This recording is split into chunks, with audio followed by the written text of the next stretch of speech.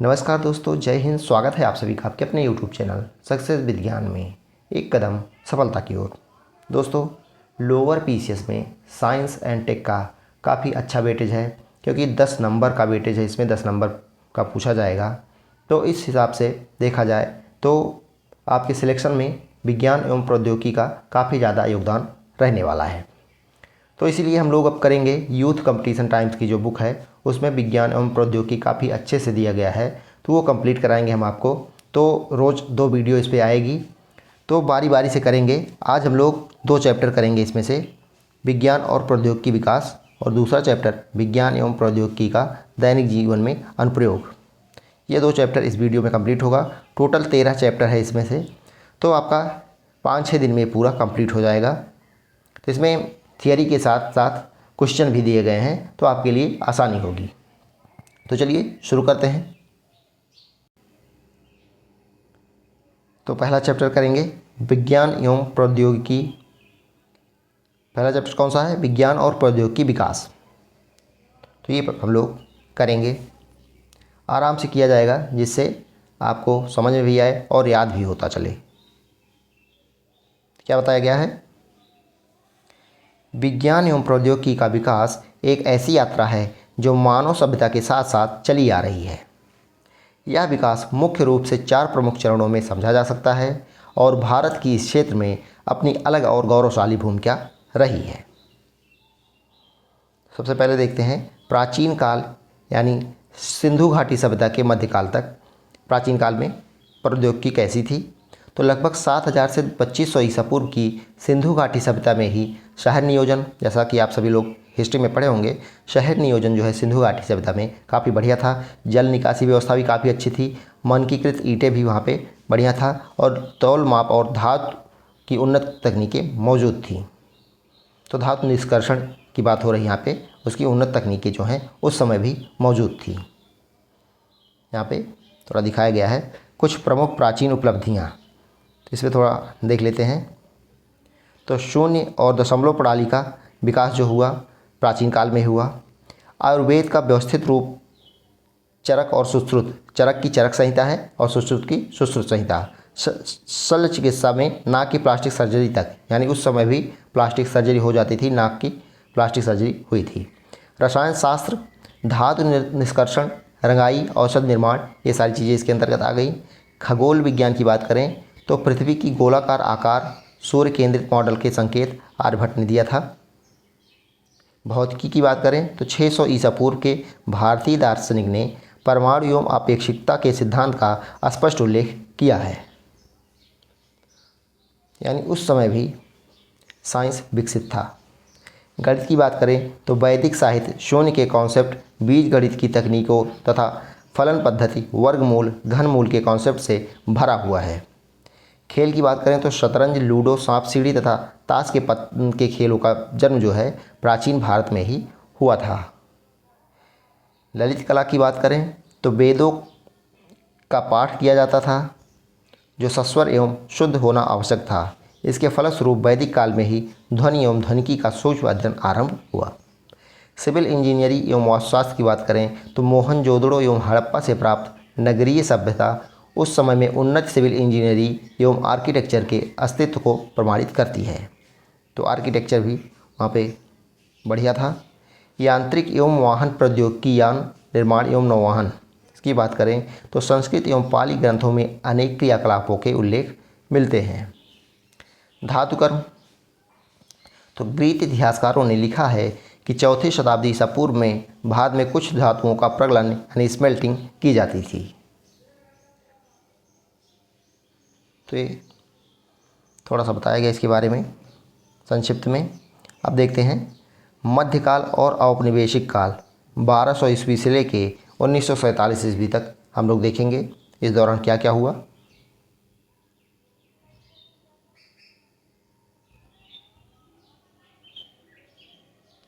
तो इस दौर में राजनीतिक अस्थिरता के कारण गति धीमी पड़ी, लेकिन ज्ञान का आदान प्रदान जो है वो जारी रहा।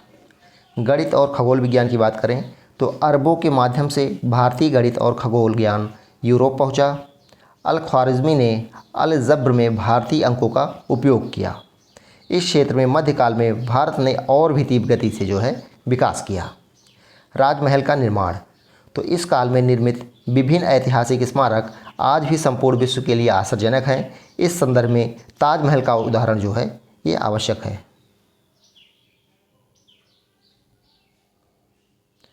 तो ताजमहल मुमताज़ की याद में शाहजहां द्वारा बनवाया गया स्मारक है।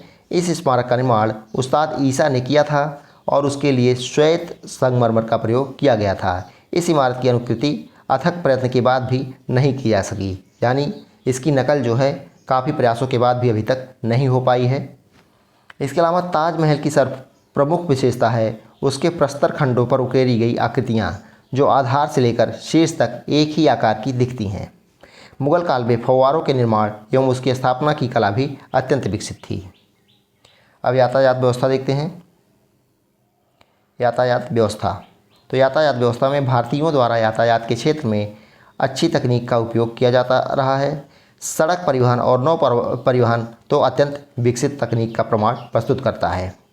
सिंधु सभ्यता काल में तो नाव एवं जहाज़ों का उपयोग होता ही था। मध्यकाल में 13वीं शताब्दी में भी यूरोपीय नाविक जो है भारत के निर्मित जहाज़ों का ही उपयोग करते थे।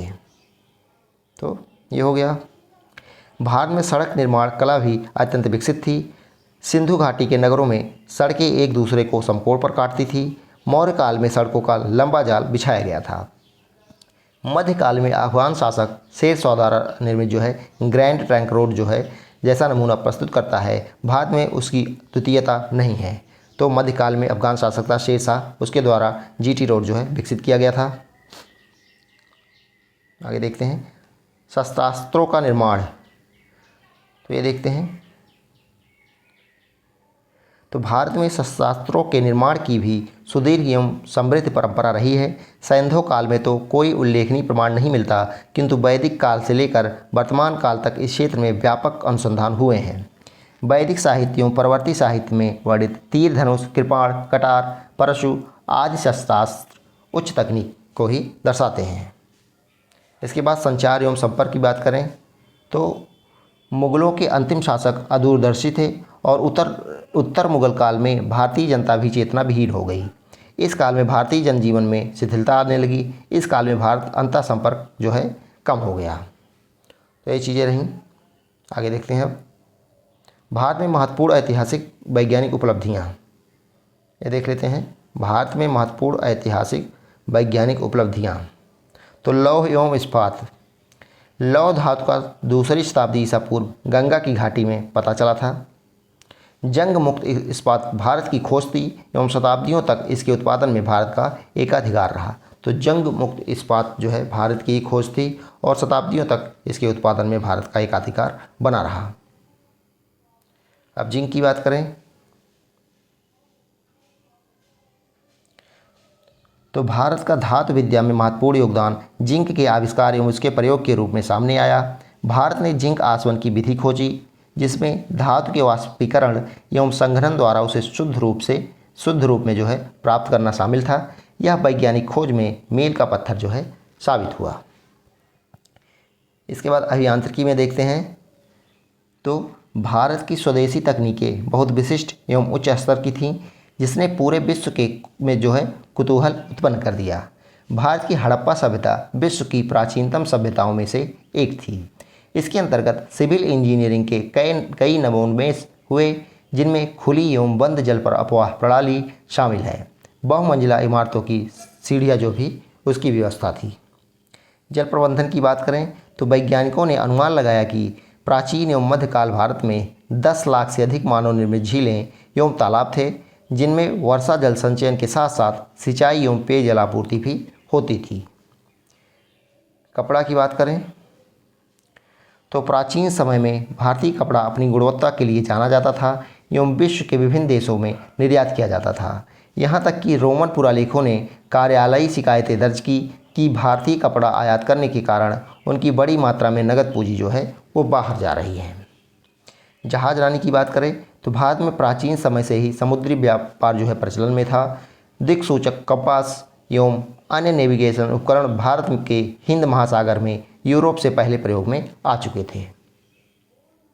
कृषि की बात करें तो प्राचीन समय से ही भारत का कृषि उत्पादन उच्च रहा है और संसार के किसी भी क्षेत्र से अधिक जनसंख्या का यहाँ भरण पोषण कृषि के द्वारा ही होता है। भारतीय कृषकों को गैर रासायनिक पर्यावरण मित्र कीटनाशक एवं उर्वरकों के विकास का श्रेय दिया जाता है।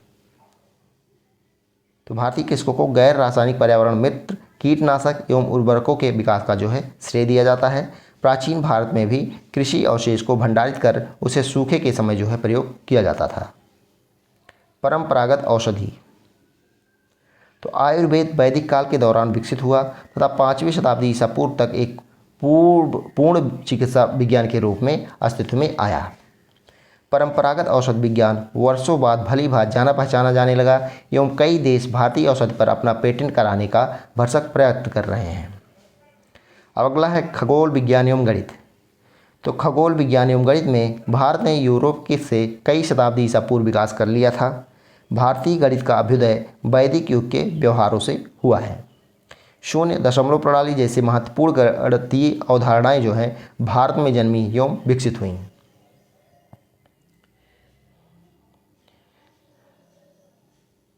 देखते हैं,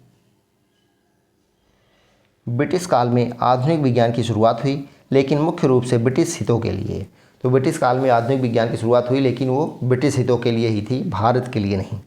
फिर भी भारतीय वैज्ञानिकों ने विज्ञान और प्रौद्योगिकी में योगदान दिया। जैसे जगदीश चंद्र बसु ने पादप कार्यकी में योगदान दिया। सीवी रमन ने रमन इफेक्ट यानी रमन प्रभाव 1930 में इनको नोबेल पुरस्कार से भी सम्मानित किया गया था, डॉक्टर सीवी रमन को। उसके बाद भारतीय विज्ञान संस्थान IISc की स्थापना 1909 में होती है। आगे देखते हैं, स्वतंत्रता के बाद का दौर 1947 से 1990 तक का दौर देखेंगे। तो स्वतंत्र भारत में पंडित जवाहरलाल नेहरू ने विज्ञान को राष्ट्र निर्माण का आधार माना। तो विज्ञान को राष्ट्र निर्माण का आधार जो है जवाहरलाल नेहरू ने माना। उनके प्रयास से बने प्रमुख संस्थान और कार्यक्रम जो हैं निम्नवत हैं। तो सबसे पहले भारतीय प्रौद्योगिकी संस्थान यानी कि IIT, पहला IIT जो है खड़गपुर में 1951 में स्थापित किया गया। तो सबसे पहला IIT कौन है? IIT खड़गपुर 1951 में। वैज्ञानिक और औद्योगिक अनुसंधान CSIR, वैज्ञानिक और औद्योगिक अनुसंधान संस्थान परिषद CSIR की बात हो रही है। इसके अलावा परमाणु ऊर्जा कार्यक्रम होमी जहांगीर भाभा के नेतृत्व में परमाणु ऊर्जा कार्यक्रम। अंतरिक्ष कार्यक्रम विक्रम साराभाई के नेतृत्व में। इसरो की स्थापना 1969 में होती है, विक्रम साराभाई के नेतृत्व में। 1975 में प्रथम उपग्रह जो है आर्यभट्ट जो है ये छोड़ा गया। तो भारत का प्रथम उपग्रह कौन सा था? आर्यभट्ट। कब? 1975 में। 1980 में SLV-3 रॉकेट से रोहिणी उपग्रह का प्रक्षेपण हुआ। तो 1980 में जो है SLV-3 से 3 रॉकेट द्वारा रोहिणी उपग्रह का जो है प्रक्षेपण किया गया था। हरित क्रांति की बात करें तो MS स्वामीनाथन इसके भारत में जनक माने जाते हैं और श्वेत क्रांति वर्गीज कुरियन इसके जनक माने जाते हैं। ये चीज़ें हो गई। अब चौथा आता है आधुनिक एवं वर्तमान दौर 1991 से अब तक यानी 2026 तक। उदारीकरण के बाद भारत कई क्षेत्रों में विश्व में अग्रणी है। क्षेत्र देखेंगे, प्रमुख उपलब्धियां 2025-26 तक और वैश्विक स्थिति। तो सबसे पहले अंतरिक्ष की बात करें तो चंद्रयान 3 सफल लैंडिंग, मंगलयान, आदित्य L1 गगनयान की तैयारी। तो ये उपलब्धियां हैं भारत की 2025-26 तक। और वैश्विक स्थिति की बात करें तो चौथा देश जो मंगल पर पहुंचा, मंगल पर पहुंचने वाला भारत जो है वो चौथा देश है। IT और डिजिटल, तो IT और डिजिटल में बात करें तो दुनिया या सबसे बड़ा सॉफ्टवेयर निर्यातक, तो ये दुनिया का सबसे बड़ा सॉफ्टवेयर निर्यातक है। UPI विश्व में सबसे तेज है।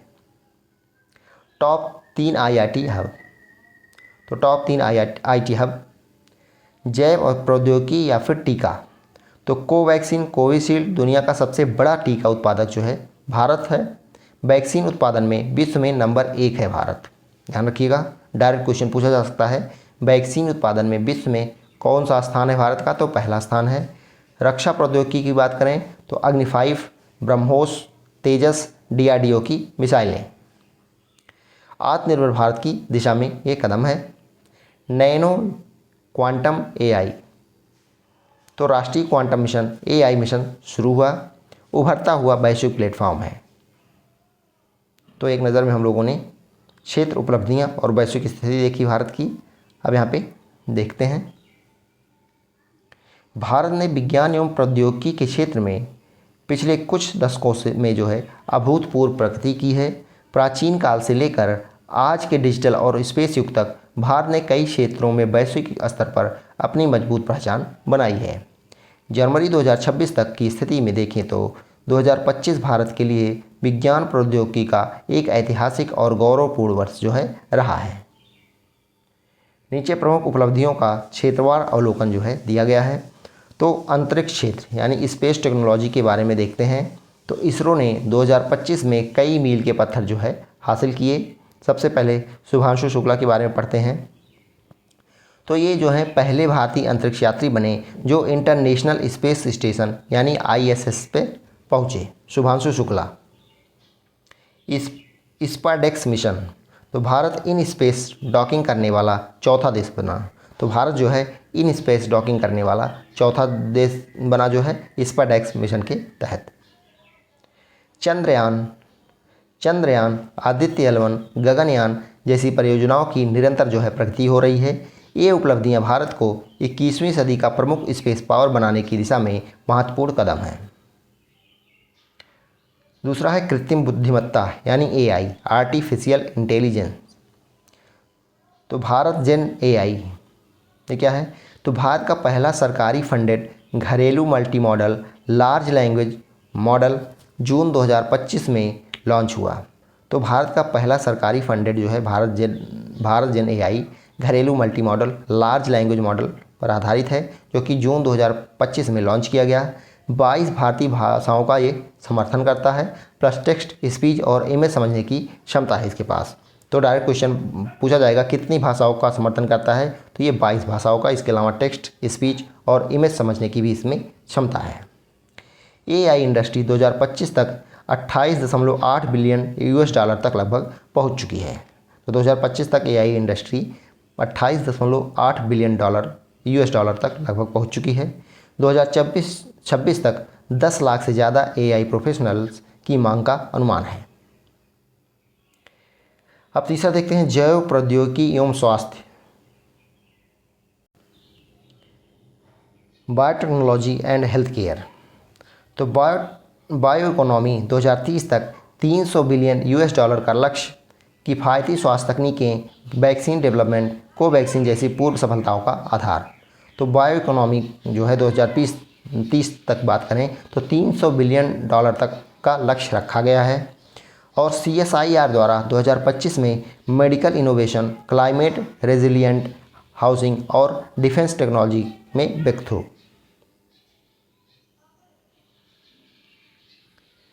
आगे डिफेंस और क्रिटिकल टेक्नोलॉजी, इसके बारे में देखते हैं।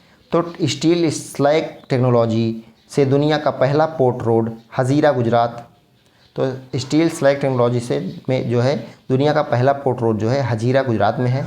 स्वदेशी मिसाइल, फाइटर जेट तेजस, एयरक्राफ्ट कैरियर INS विक्रांत में निरंतर आत्मनिर्भरता। तो स्वदेशी मिसाइल, फाइटर जेट जैसे तेजस हो गया, एयरक्राफ्ट कैरियर INS विक्रांत हो गया, में निरंतर आत्मनिर्भरता हो रही है। सेमीकंडक्टर, क्रिटिकल मिनरल्स और न्यूक्लियर एनर्जी में बड़ी प्रगति। पांचवा है digital public infrastructure DPI। Bharat का DPI model Aadhaar plus UPI plus digital health plus अन्य दुनिया भर में मिसाल बन चुका है। यह AI, फिनटेक और गवर्नेंस में भारत का वैश्विक लीडर बना हुआ है। अन्य उल्लेखनीय उपलब्धियां 2025 की प्रमुख झलकियां ये देख लेते हैं।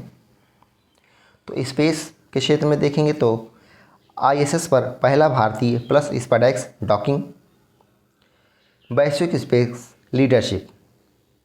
AI के बारे में देखें तो Bharat gen launch plus 1 million AI jobs की तैयारी, भाषाई समावेशिता प्लस आर्थिक वृद्धि से हो रही है। इंफ्रास्ट्रक्चर की बात करें तो विश्व का पहला स्टील स्लैग पोर्ट जो है भारत में, सस्टेनेबल इंजीनियरिंग की। रक्षा की बात करें तो ऑपरेशन सिंदूर प्लस स्वदेशी हथियारों का विस्तार राष्ट्रीय सुरक्षा में आत्मनिर्भरता ला रहा है। रिसर्च आउटपुट की बात करें तो ग्लोबल इनोवेशन इंडेक्स में भारत का 38वां स्थान है। 3.5% वैश्विक रिसर्च योगदान भारत का है।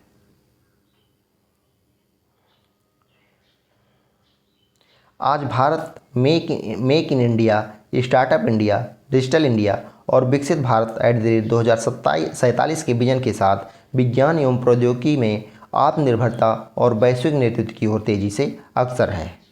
नीचे जनवरी 2026 तक के सबसे महत्वपूर्ण उभरते तकनीकी क्षेत्र और उनके विकास की झलक दी गई है, वो हम लोग देखेंगे। सबसे पहला कौन सा है?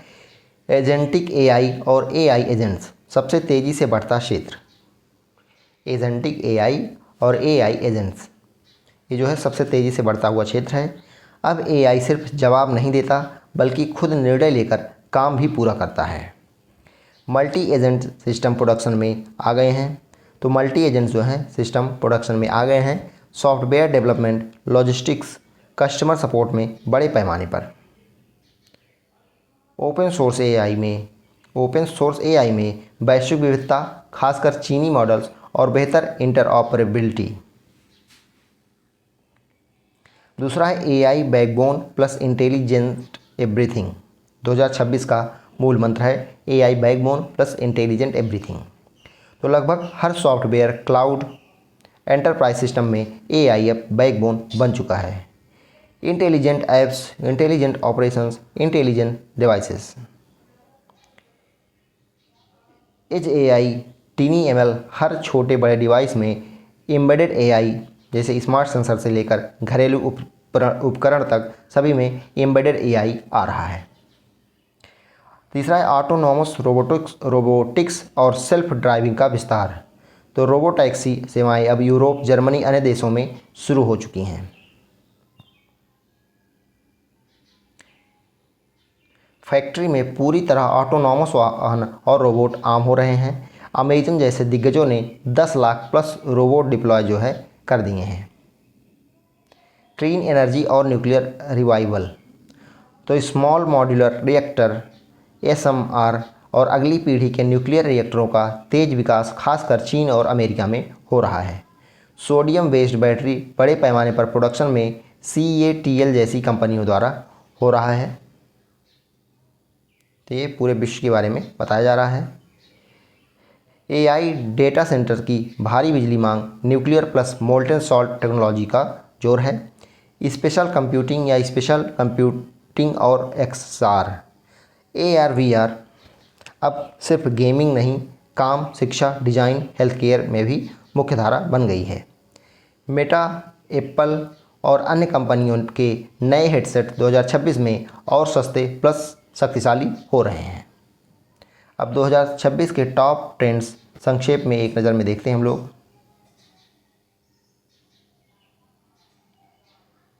देखते हैं तो agentic AI plus multi agent system. तो प्रोडक्शन में बड़े पैमाने पर लागू, प्रभाव क्षेत्र सॉफ्टवेयर, लॉजिस्टिक और service. Edge AI plus domain specific chips.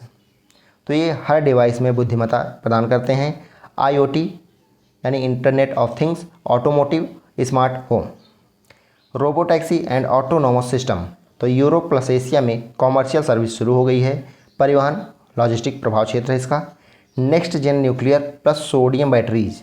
तो बड़े पैमाने पर निर्माण शुरू हो रहा है। Energy plus AI data centre. Tech sovereignty and resilient cloud.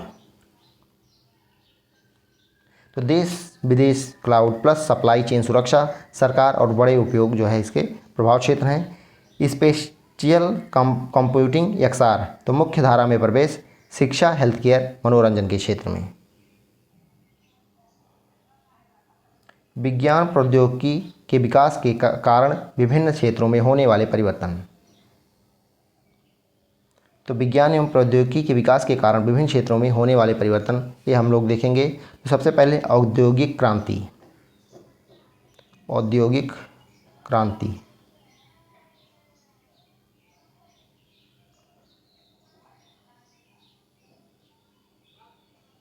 आज हमारे देश में छोटी छोटी मशीनों से लेकर बड़ी बड़ी मशीनों का निर्माण हो रहा है। रेल इंजन हो या हवाई जहाज, छोटे छोटे वाहन हों या बड़े बड़े जलपोत उत्पाद मशीनें हों या मशीनों को तैयार करने वाली बड़ी बड़ी भारी मशीनें सब हमारे देश में बनने लगी हैं। लड़ाकू विमान, युद्धपोत, पनडुब्बी, विविध प्रक्षेपास्त्र, विमान भेदी तोपें, टैंक आदि के निर्माण में हम जो है आत्मनिर्भर हैं। रेडियो, टेप रिकॉर्डर, टेलीविज़न आदि मनोरंजन के साधनों के निर्माण में स्वदेशी प्रौद्योगिकी का प्रयोग हो रहा है। जनसंचार क्षेत्र में क्रांति, तो कंप्यूटर, इलेक्ट्रॉनिक डाक सेवा यानी ईमेल और इंटरनेट का विकास बहुत तेज़ी से हुआ है। इससे जनसंचार क्षेत्र में जो है क्रांति आ गई है।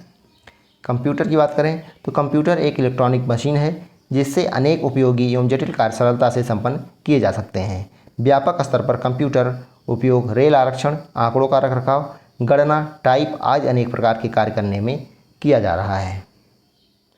इंटरनेट की बात करें, इंटरनेट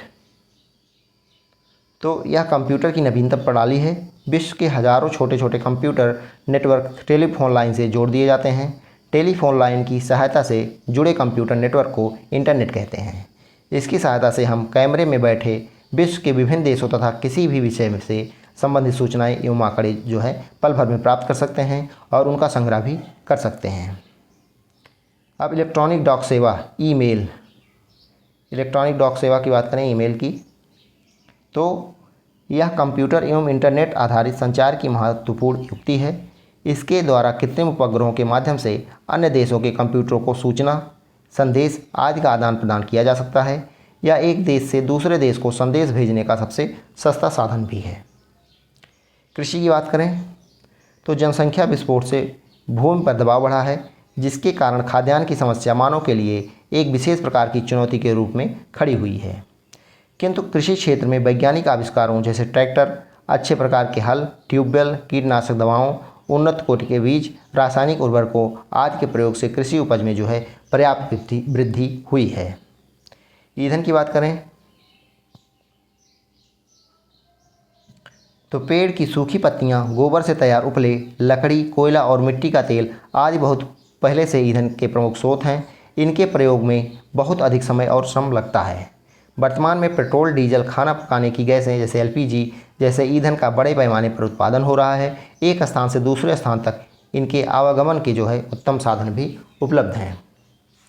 चिकित्सा की बात करें तो चिकित्सा के क्षेत्र में भी बहुत तीव्र गति से विकास हुआ है। हैजा, मियादी बुखार आदि के सफल इलाज हेतु नई औषधियों की खोज हुई है और इनका पर्याप्त उत्पादन भी हो रहा है। चेचक, हैजा, काली खांसी, पोलियो, टीबी के रोकथाम हेतु उपयुक्त प्रतिरोधी टीकों का जो है विकास भी हो गया है। आगे देखते हैं विज्ञान और प्रौद्योगिकी के विकास की हानि, तो इसकी हानि भी देख लेते हैं, क्योंकि जहाँ पे फ़ायदा है विज्ञान का वहाँ पे नुकसान भी है, ये आप लोगों को पता ही होगा। तो थोड़ा बड़ा करके देख लेते हैं। बड़े बड़े उद्योगों की संख्या बहुत बढ़ गई है। इससे निकलने वाले अपशिष्ट पदार्थ प्रायः बिना उपचार किए नदियों में बहा दिए जाते हैं अथवा भूमि में विसर्जित कर दिए जाते हैं, जिसके कारण नदियों का जल तथा भू क्षेत्र जो है प्रदूषित हो रहा है। इकोलॉजी में हम लोग पढ़ भी चुके हैं, तो जो अभी इकोलॉजी का क्लास नहीं देखे हैं तो प्लेलिस्ट में जाके वो देख सकते हैं। पूरा इकोलॉजी कंप्लीट की जा चुकी है। डिजास्टर मैनेजमेंट भी उसमें इंक्लूडेड है। कृषि उपज बढ़ाने के लिए उर्वरकों तथा कीटनाशक दवाओं का अत्यधिक प्रयोग करने से मृदा प्रदूषण की समस्या भी उत्पन्न हो रही है तथा भूमि की उर्वरा शक्ति भी कम हो रही है। मनोरंजन के साधन बढ़ जाने से ध्वनि प्रदूषण भी हो रहा है। जैसे डीजे इतने तेज़ आवाज़ में बजाया जाता है कि हार्ट का मरीज़ रहे तो वो वहाँ पे हार्ट अटैक उसको आ जाए। स्वचालित मशीनों के प्रयोग से कारखानों में मजदूरों की आवश्यकता कम पड़ती है, जिसके कारण बेरोजगारी की संख्या में वृद्धि भी हुई है। जंगलों की अंधाधुंध कटाई हो रही है, तो विकास जहाँ पे होगा वहाँ पे ये सारी चीज़ें भी आती हैं। कई जगह विकास के नाम पे जंगलों को काट दिया जा रहा है, फलस्वरूप जंगलों का विनाश हो रहा है और वातावरण में जो है प्रदूषण बढ़ता जा रहा है। इतना ही नहीं, इसके कारण अनेक प्रजाति के जंतुओं जैसे बाघों की संख्या में कमी हो रही है तथा उनका अस्तित्व खतरे में पड़ गया है। तो ये पहले चैप्टर की थियरी थी, तो अब इसमें कुछ क्वेश्चन है वो हम लोग कर लेते हैं, फिर दूसरा चैप्टर इसी वीडियो में कंप्लीट करेंगे। देख सकते हैं। तो पहला क्वेश्चन है, भारत का मिसाइल मैन जो है किसे कहा जाता है? तो डॉक्टर APJ अब्दुल कलाम को भारत का मिसाइल मैन कहा जाता है। दूसरा क्वेश्चन है, इसरो यानी भारतीय अंतरिक्ष अनुसंधान संगठन की स्थापना कब हुई? इंडियन स्पेस रिसर्च ऑर्गेनाइजेशन की स्थापना 1969 में हुई थी। चंद्रयान 3 मिशन का मुख्य उद्देश्य क्या था? तो इसका मुख्य उद्देश्य क्या था? तो चंद्रमा के दक्षिणी ध्रुव पर सफल लैंडिंग इसका मुख्य उद्देश्य था। अगला क्वेश्चन देखते हैं, 5G तकनीक में जी का पूर्ण रूप क्या होगा? तो जी का मतलब जनरेशन है, 5th जनरेशन। DNA की खोज किसने की थी? तो फ्रेडरिक मिशर ने इसकी खोज की थी, DNA की खोज जो है फ्रेडरिक मिशर ने की थी। भारत का पहला सुपर कंप्यूटर कौन सा है? तो भारत का पहला सुपर कंप्यूटर कौन सा हो जाएगा, ये भी क्वेश्चन पूछा जाता है। परम 8000 कि इसमें साइंस एंड टेक में भी आ सकता है और कंप्यूटर में भी ये पूछा जा सकता है। आर्टिफिशियल इंटेलिजेंस AI का जनक किसे माना जाता है? तो जॉन मैकार्थी को AI का जनक माना जाता है। CRISPR-Cas9 तकनीक का मुख्य उपयोग किसमें होता है? तो ये काफ़ी इंपॉर्टेंट क्वेश्चन है। CRISPR-Cas9 तकनीक का उपयोग जो है जीन एडिटिंग में होता है, ये आप लोग को ध्यान रखना है। नैनो टेक्नोलॉजी में नैनो का अर्थ कितने मीटर से संबंधित है? तो 10⁻⁻9 मीटर को नैनोमीटर बोलते हैं। भारत का पहला परमाणु परीक्षण स्माइलिंग बुद्धा जो है कब हुआ था? तो ये 1974 में हुआ था। स्माइलिंग बुद्धा भारत का पहला परमाणु परीक्षण था जो कि 1974 में हुआ था। आदित्य L1 मिशन जो है किसका अध्ययन करने के लिए है? तो ये सूर्य का जो है एक पर्यायवाची आदित्य भी होता है, तो इसी से आपको कंफर्म हो जाएगा। क्वांटम कंप्यूटिंग में बेसिक यूनिट को क्या कहा जाता है? तो क्यूबिट बोला जाता है। भारत में 3G मोबाइल सेवा सबसे पहले किस कंपनी ने शुरू की थी? तो सबसे पहले एयरटेल ने 3G सेवा भारत में शुरू की थी। मानव जीनोम प्रोजेक्ट का मुख्य उद्देश्य क्या था? तो मानव जीनोम प्रोजेक्ट का मुख्य उद्देश्य था मानव DNA की पूरी मैपिंग। गगनयान मिशन किससे संबंधित है? तो मानव युक्त अंतरिक्ष यात्रा से गगनयान संबंधित है। निम्नलिखित में से क्या विज्ञान की प्रकृति के संदर्भ में सही नहीं है? विज्ञान की प्रकृति के संदर्भ में क्या सही नहीं है? तो विज्ञान हमेशा अस्थायी है, तो बिल्कुल सही है, अस्थायी नहीं है, उसमें कुछ ना कुछ विकास होता रहता है। विज्ञान संदेहवाद को बढ़ावा देता है, बिल्कुल विज्ञान जो है संदेहवाद को भी बढ़ावा देता है। तीसरा, विज्ञान तथ्यों के समुच्चय के समतुल्य है, तो यही वाला आपका करेक्ट हो जाएगा, ये गलत दिया गया है। बाकी विज्ञान सीखने के अंतःविषयक क्षेत्र हैं। तो इसके कुछ क्वेश्चन हो गए। अब दूसरा चैप्टर कौन सा है? विज्ञान एवं प्रौद्योगिकी का दैनिक जीवन में अनुप्रयोग, ये हम लोग देखेंगे। विज्ञान की दैनिक जीवन हेतु देन, तो विज्ञान ने दैनिक जीवन हेतु क्या दिया है, ये हम लोग देखते हैं। तो हमारे दैनिक जीवन में विज्ञान की वजह से अनेक परिवर्तन आए हैं, जैसे कृषि कार्य शीघ्र हो इसलिए ट्रैक्टर व अन्य कृषि यंत्र जैसे thresher machine, seed drill, harvester आदि विज्ञान की ही देन है। मनोरंजन के क्षेत्र में टेलीविज़न, यातायात के क्षेत्र में विभिन्न साधन जैसे रेलगाड़ी, कार, बस, वायुयान जो है आदि विज्ञान की ही देन है। विज्ञान ने हमारी बहुत सी समस्याएं जो भोजन, स्वास्थ्य और यातायात से जुड़ी हैं को सुलझाने में सहायता की है। विज्ञान के कारण आज कृषि के क्षेत्र में उत्तम बीज, उर्वरक तथा कीटनाशक दवाएं उपलब्ध हैं। उसी प्रकार मनोरंजन के क्षेत्र में, संचार के क्षेत्र में, चिकित्सा के क्षेत्र में विज्ञान का अभूतपूर्व योगदान रहा है। अब विज्ञान का विभिन्न क्षेत्रों में योगदान देख लेते हैं।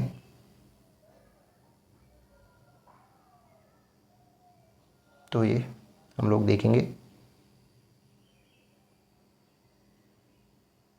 तो भोजन के लिए क्षेत्र है, भोजन के लिए तो इसमें पहले से प्रयोग में आने वाले साधन थे मिट्टी का चूल्हा, मिट्टी का पारंपरिक बर्तन। तो विज्ञान की देन क्या है? तो धुआं रहित चूल्हा, गैस चूल्हा, विद्युत oven, solar cooker, pressure cooker, stainless steel आदि। अब कृषि क्षेत्र में देखें तो खेत जोतने के लिए, सिंचाई के लिए, उपज बढ़ाने के लिए पहले हल होता था, बैल, कुआं होता था, रहट, ढेकुली, गोबर की खाद इत्यादि होती थी। अब ट्रैक्टर आ गया है जोतने के लिए, और सिंचाई के लिए नहरें और ट्यूबवेल हो गया है। और उपज बढ़ाने के लिए पहले गोबर की खाद ही थी, अब रासायनिक उर्वरक जैसे यूरिया, फॉस्फेट, पोटास, उन्नत बीज कीटनाशक दवाएं इत्यादि आ गई हैं। यातायात के क्षेत्र की बात करें तो पहले बैलगाड़ी, तांगा, ऊँट, घोड़ा गाड़ी, खच्चर इत्यादि हुआ करते थे। अब साइकिल, कार, बस, स्कूटर, रेलगाड़ी, पानी की जहाज, वायुयान इत्यादि हैं।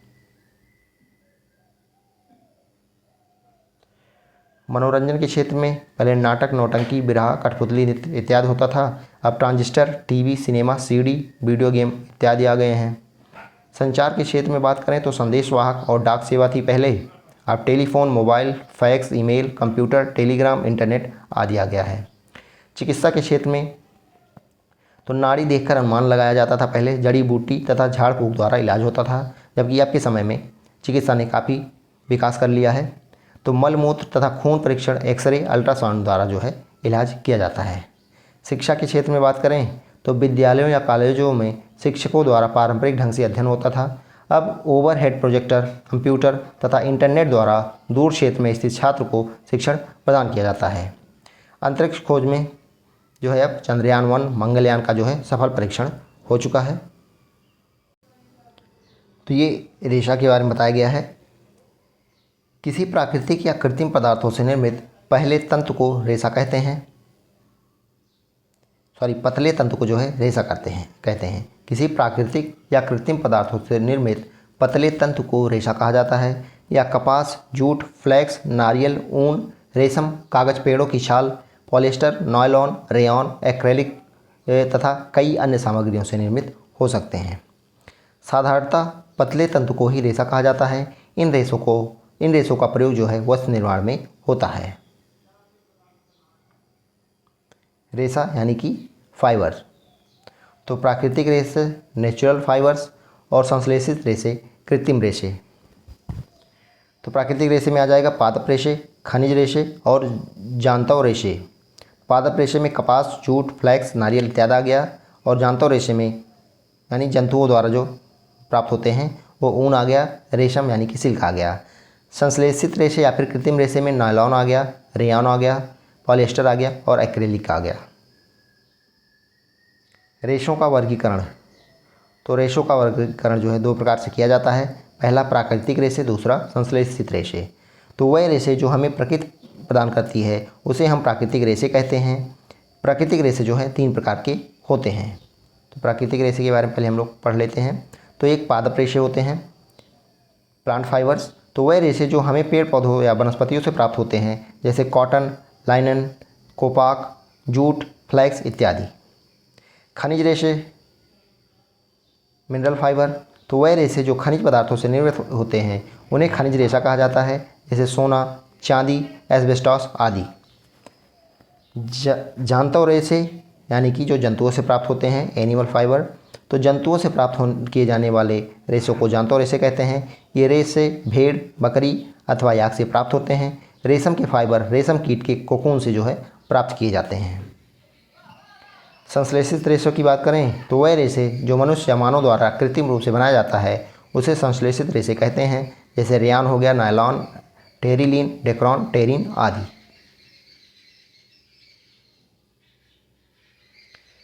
ऊन प्रदान करने वाले जंतु, ये देखते हैं। तो ऊन प्रदान करने वाले जंतु हमें ऊन भेड़ से, याक से, बकरी से प्राप्त होते हैं। याक की ऊन तिब्बत और लद्दाख में प्रचलित है। अंगोरा ऊन जो है अंगोरा नस्ल की बकरियों से प्राप्त होती है। अंगोरा ऊन किससे प्राप्त होती है? अंगोरा नस्ल की बकरियां होती हैं उनसे प्राप्त होती हैं, ना कि भेड़ से। अंगोरा नस्ल की बकरियां जो हैं जम्मू कश्मीर के पहाड़ी क्षेत्रों में पाई जाती हैं। कश्मीरी बकरी के बाल, फर जो है मुलायम होते हैं, जिनसे अच्छी किस्म की शॉलें बनाई जाती हैं, जिन्हें पश्मीना शॉल कहा जाता है, जो काफ़ी महंगी भी होती हैं। तो पश्मीना शॉल जो है कश्मीरी बकरी के बाल से बनाया जाता है। तो ये भेड़ से नहीं, बकरी से ये भी बनाया जाता है। ऊँट के बालों से भी ऊन का निर्माण किया जाता है। ऊँट के बालों से भी ऊन का निर्माण किया जाता है। इसके अलावा दक्षिण अमेरिका में पाए जाने वाले लामा और अल्पेका। तो दक्षिण अमेरिका में पाए जाने वाले लामा और अल्पेका एक प्रकार का ऊँट है, से भी ऊन प्राप्त होता है। सजीव वस्तुएं, तो पेड़ पौधे तथा विभिन्न जीव जंतुओं सजीवों के अंतर्गत आते हैं। सजीवों में विभिन्न जैविक क्रियाएं जैसे श्वसन, उत्सर्जन, उपापचय, पोषण, गति, वृद्धि, जनन आदि क्रियाएं होती हैं, जबकि पौधे एक स्थान पर रहकर ये सभी क्रियाएं करते हैं। जैसे मनुष्य, हाथी, बंदर, मेढक, पक्षी, हाइड्रा, केचुआ इत्यादि। सजीवों के लक्षण। तो सजीवों के लक्षण क्या हैं, एक बार देख लिया जाए। पहला, आकृति तथा आकार। सभी सजीवों की एक निश्चित आकृति तथा आकार होती है। जैसे मनुष्य, बकरी, गाय आदि को उनकी विशेष आकृति द्वारा पहचाना जा सकता है। इसी प्रकार आम, नींबू, खजूर, जामुन आदि पौधों को उनकी आकृति एवं आकार द्वारा पहचाना जाता है। दूसरा, कोशिकीय संरचना। सजीवों की शारीरिक संरचना कोशिकाओं से ही निर्मित होती है। शारीरिक गठन की बात करें तो सजीवों के शरीर का गठन कोशिका, ऊतक, अंग तथा अंग तंत्रों से होता है। कोशिका, ऊतक, ऊतक तंत्र, अंग तंत्र, शरीर। पोषण की बात करें तो जंतुओं द्वारा भोजन ग्रहण करना, पाचन, अवशोषण, स्वांगीकरण, उत्सर्जन पोषण के अंतर्गत आते हैं। पौधों में प्रकाश संश्लेषण की क्रिया द्वारा भोजन का निर्माण होता है। अनुकूलन। तो सजीवों में अपने आप को अपने वातावरण के प्रति अनुकूल बनाने की क्षमता जो है होती है। वृद्धि की बात करें तो सजीवों में जो वृद्धि होती है आंतरिक कारणों से होती है। यह सजीवों में कोशिका विभाजन के फलस्वरूप होती है। जंतुओं में एक निश्चित आकार तथा आकृति प्राप्त कर लेने के बाद वृद्धि लगभग रुक जाती है। पौधों में जीवन पर्यंत वृद्धि जो होता है होती रहती है। जनन की बात करें तो सजीवों में अपने जैसी संतान उत्पन्न करने एवं वंश परंपरा को बनाए रखने की क्षमता होती है। जैसे मनुष्यों के बच्चों में माता पिता के समान ही लक्षण पाए जाते हैं। अब निर्जीव वस्तुएं देख लेते हैं। तो ये सभी आप लोगों को पता होगी, लेकिन यहाँ पे दिया गया है तो एक बार देख लेते हैं। तो वह सभी वस्तुएं जो कभी भी जीवित अवस्था में नहीं पाई जाती हैं तथा इनमें आंतरिक वृद्धि, प्रजनन एवं अन्य क्रियाएं नहीं होती हैं, निर्जीव कहलाते हैं। जैसे ईंट, पत्थर, प्लास्टिक इत्यादि। निर्जीव वस्तुओं के लक्षण तो एक बार देख लेते हैं। वैसे सभी को पता होगा, निर्जीवों की शारीरिक बनावट अकोशिकीय होती है, अर्थात इसमें कोशिकाओं का अभाव होता है। निर्जीवों में जीव द्रव्य का अभाव होता है। निर्जीवों में पोषण एवं पाचन की क्रिया नहीं होती है। सजीवों के समान इसमें श्वसन की क्रिया नहीं होती है। निर्जीवों में उपापचय, उत्सर्जन, प्रसंचरण आदि क्रियाएं नहीं होती हैं। निर्जीवों में वातावरण के प्रति अनुकूलन की क्षमता नहीं होती है। निर्जीवों में जनन की क्षमता नहीं होती तथा इनमें जन्म मृत्यु चक्र का अभाव होता है। अब देखते हैं अम्ल, क्षार एवं लवणों की दैनिक जीवन में उपयोगिता। अम्ल, क्षार एवं लवण, एसिड, बेस एंड सॉल्ट की दैनिक जीवन में उपयोगिता ये देखेंगे हम लोग। यहाँ पे काफ़ी छोटा छोटा दिया गया है क्योंकि एक ही पेज में पूरा दे दिया गया है, तो हम लोग पढ़ेंगे।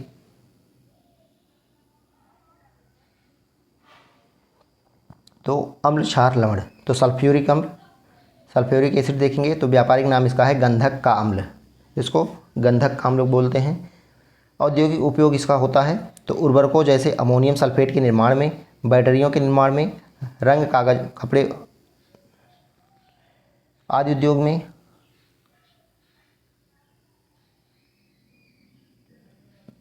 इसके अलावा नाइट्रिक अम्ल भी है, इसको सोरिक अम्ल कहते हैं। इन दोनों का देख लेते हैं। तो अम्लराज बनाने में, अमोनियम नाइट्रेट आदि उर्वरकों के निर्माण एवं सोने चांदी के शुद्ध करने में। इसके अलावा पटाखे तथा अन्य विस्फोटक जैसे TNT, डायनामाइट विस्फोटक आदि बनाने में।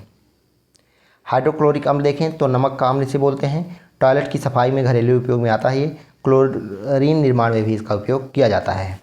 एस्टिक अम्ल की बात करें, इसको सिरका बोला जाता है और अचार बनाने में, दवा के रूप में ये घरेलू उपयोग में आता है। तो नमक के शोधन में, सेलुलोज एसीटेट, फोटो फिल्म के निर्माण में, सफ़ेदा बनाने में।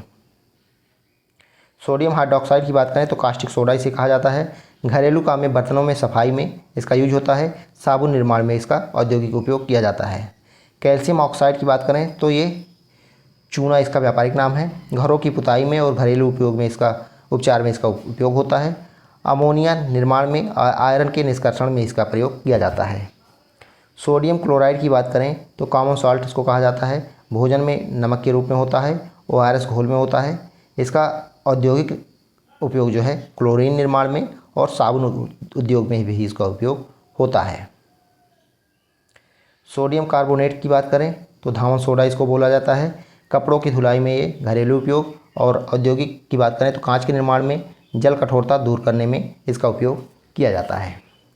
सोडियम बाइकार्बोनेट की बात करें तो खाने का सोडा इसको बोलते हैं। तो बेकिंग पाउडर बनाने में, पेय पदार्थों के निर्माण में, ब्रेड, केक आदि बनाने में, भोजन बनाने में इसका घरेलू उपयोग होता है। जबकि औद्योगिक उपयोग जो है सोडियम कार्बोनेट के निर्माण में और पाचक पदार्थों के निर्माण में होता है। अब आगे देखते हैं प्रमुख कांच एवं दैनिक जीवन में उनका उपयोग। तो सोडा कांच, तो इसका उपयोग होता है ट्यूबलाइट, बोतलें, प्रयोगशाला के उपकरण में। फ्लिंट कांच की बात करें तो विद्युत बल्ब, कैमरा व दूरबीन के लेंस में इसका उपयोग होता है। क्रुक्स कांच, तो धूप चश्मों के लेंस में इसका प्रयोग होता है। तो चश्मों के लेंस में किसका प्रयोग होगा? क्रुक्स कांच का। ये सारी चीज़ें भी पूछी जा सकती हैं। पोटास कांच, अधिक ताप तक गर्म किए जाने वाले कांच के बर्तन व प्रयोगशाला उपकरण में पोटास कांच का उपयोग होता है। क्राउन कांच का उपयोग चश्मों के लेंस में किया जाता है। तो आप लोगों को ध्यान रखना है। अब साबुन के बारे में दिया गया है। तो साबुन वसा या तेल या उनके फैटी एसिड से बनता है। साबुन लंबी श्रृंखला वाले फैटी एसिड के सोडियम या पोटेशियम लवण होते हैं। जब वसा या तेल में मौजूद ट्राइग्लिसराइड जलीय NaOH यानी सोडियम हाइड्रोक्साइड या KOH पोटेशियम हाइड्रोक्साइड के साथ अभिक्रिया करते हैं तो ये साबुन और ग्लिसरॉल में बदल जाते हैं। तो जब फैट या ऑयल में मौजूद ट्राइग्लिसराइड जलीय NaOH या KOH के साथ अभिक्रिया करते हैं तो ये साबुन और ग्लिसरॉल में बदल जाते हैं। इसे एस्टर का क्षारीय हाइड्रोलिसिस कहा जाता है। तो इसे एस्टर का क्षारीय हाइड्रोलिसिस कहा जाता है। चूँकि इस अभिक्रिया से साबुन बनता है इसलिए इसे सैपोनिफिकेशन की प्रक्रिया कहा जाता है। यहाँ पे अभिक्रिया यहाँ पे दिखाई गई है। तो देख सकते हैं ट्राइग्लिसराइड प्लस सोडियम हाइड्रोक्साइड, तो ये क्या बन गया? ग्लिसरॉल प्लस साबुन। उसके बाद इसमें ऊष्मा मुक्त होती है। तो ये आपको यहाँ पे दिखाया गया है सूत्र के साथ। तो ट्राइग्लिसराइड और सोडियम हाइड्रोक्साइड मिलके ग्लिसरॉल बनेगा, साबुन बनेगा और ऊष्मा मुक्त होगी। दैनिक जीवन में साबुन का मुख्य उपयोग मुख्य रूप से सफाई, स्वच्छता और स्वास्थ्य के लिए होता है, जो कि त्वचा, बाल और कपड़े से गंदगी, तेल और जीवाणुओं को हटाता है। ड्रग्स, इसको देखते हैं। तो ड्रग्स भोजन से भिन्न, भोजन के विपरीत ये शरीर को पोषण प्रदान नहीं करते। वे पदार्थ हैं जो शरीर के क्रियात्मक यानी फिजियोलॉजिकल परिवर्तन उत्पन्न करते हैं। किसी रोग के उपचार या उसके बचाव में प्रयोग होने वाले ड्रग्स फार्मास्यूटिकल ड्रग्स या दवाइयाँ कहलाते हैं। जबकि केंद्रीय तंत्रिका तंत्र यानी सेंट्रल नर्वस सिस्टम CNS पर प्रभाव डालने वाले ड्रग्स साइकोएक्टिव ड्रग्स कहलाते हैं। जो CNS पे प्रभाव डालते हैं वो साइकोएक्टिव ड्रग कहलाते हैं।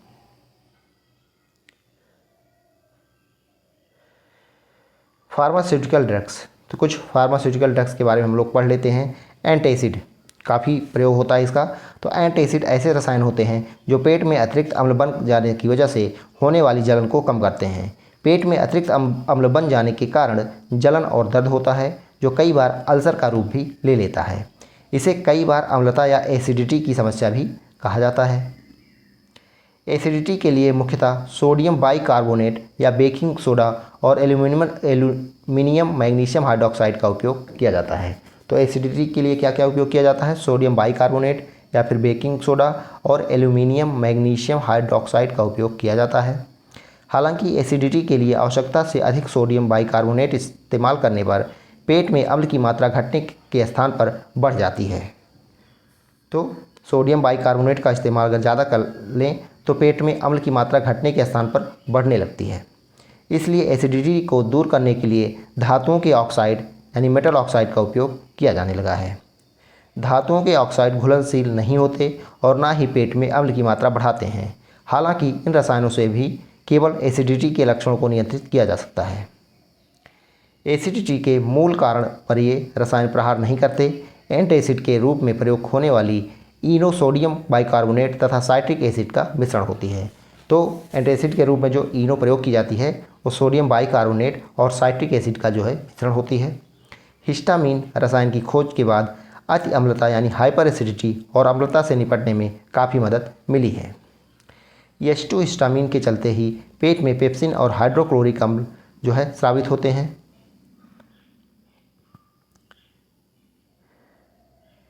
सिमेटिडाइन ड्रग जो है पेट के ग्राहियों यानी रिसेप्टर के साथ हिस्टामिन के संपर्क को रोकता है, जिसके कारण पेट में अतिरिक्त अम्ल जो है उत्पन्न नहीं हो पाता है।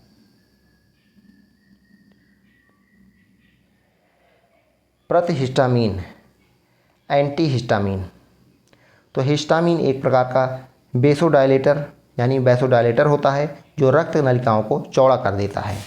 तो हिस्टामीन क्या है? वैसोडायलेटर है जो रक्त नलिकाओं को चौड़ा कर देता है। सामान्यतः जुकाम और ठंड से नाक बहने के लिए H1 हिस्टामीन जो है जिम्मेदार होता है। तो जुकाम और ठंड से नाक बहने के लिए कौन जिम्मेदार होगा? H1 histamine. प्रतिहिस्टामीन का प्रयोग मुख्यतः एलर्जी से निपटने हेतु किया जाता है। तो एंटीहिस्टामीन का प्रयोग किस में किया जाएगा? एलर्जी से निपटने में। ब्रोमफेनिरामीन और टेरफेंडाइन, ब्रोमफेनिरामीन एंड टेरफेंडाइन जो है ये दवाएं प्रतिहिस्टामीन दवाओं के रूप में काम करती हैं। तो ब्रोमफेनिरामीन और टेरफेंडाइन ये एंटीहिस्टामीन दवाओं के रूप में कार्य करती हैं, यानी एलर्जी के रूप में। ट्रैंक्विलाइज़र। अब ट्रैंक्विलाइज़र क्या है? तो ये ऐसे रासायनिक यौगिक होते हैं जिनका उपयोग घबराहट, चिंता, तनाव और यहाँ तक कि गंभीर मानसिक रोगों के इलाज में होता है। तो ट्रैंक्विलाइज़र का उपयोग मेनली जो है गंभीर मानसिक रोगों में होता है, जिसमें घबराहट भी आ गया, चिंता, तनाव, इन सब चीज़ों में।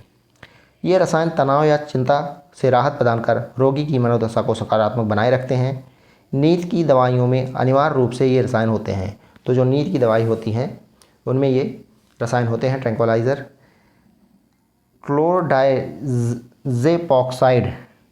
क्लोरोडाइजेपॉक्साइड और मेप्रोबामेट, क्लोरोडाइजोपऑक्साइड एंड मेप्रोबामेट प्रायः कम तीव्र दवाएं हैं जिनका उपयोग हल्के तनाव को दूर करने में किया जाता है। एक्वानील का उपयोग अति तनाव और अवसाद की स्थितियों को दूर करने के लिए किया जाता है। तो एक्वानील जो है, जो बहुत ज़्यादा डिप्रेशन में रहता है, उसके लिए उपयोग किया जाता है।